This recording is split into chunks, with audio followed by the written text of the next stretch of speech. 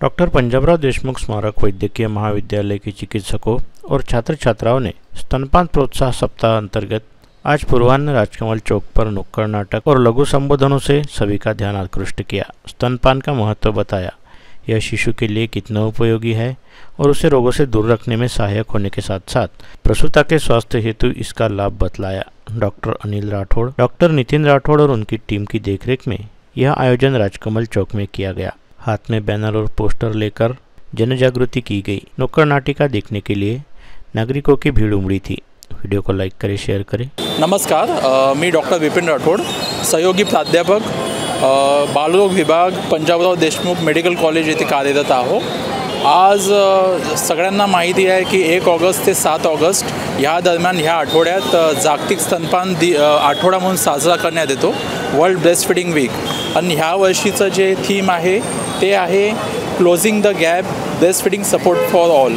याचं महत्त्व म्हणजे आईला मातेपणी जे समस्या येतात आणि जे हे समस्या ज्यामुळे जे आहे आई जे आहे ते पहिले 1 आठवडा 2 आठवड्यात जे गाईचं दूध बॉटलचं दूध बॉटलनी बाळाला जे दूध दिलं जाते, हे जे समस्या आहे हे कमी करण्यात आणि बाळाला जे आहे ते जास्तीत जास्त जे आहे ते आईचं दूध मिळावं यासाठी हे जनजागरूकता ह्या आठवड्यात आपण करतो।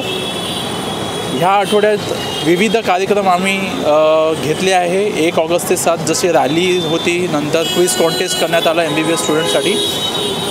त्या उद्देशाने ह्या राजकमल चौकात आज आपण जमलेलो आहोत। आज आपण पदनाट्य एक नुक्कड़ नाटक म्हणून करणार आहोत। जे नर्सिंग स्टुडंट्स इथे जमलेले आहे ते हे नाट्य करणार आहे, ज्यामुळे जास्तीत जास्त जनजागृती व्हावं, जे समस्या आहे ते कमीत कमी व्हावं आणि जे ब्रेस्ट फीडिंगला जे आहे ते जास्त दृढता मिळावं, हे हा नाटकाचा उद्देश आहे। धन्यवाद। Morning everyone. ऑगस्ट महिन्यातील पहिला जो वीक असतो तो आपण वर्ल्ड ब्रेस्ट फीडिंग वीक म्हणजे जागतिक स्तनपान दिन म्हणून साजरा करत असतो आणि यावर्षीची थीम आहे closing the gap breast feeding support for all.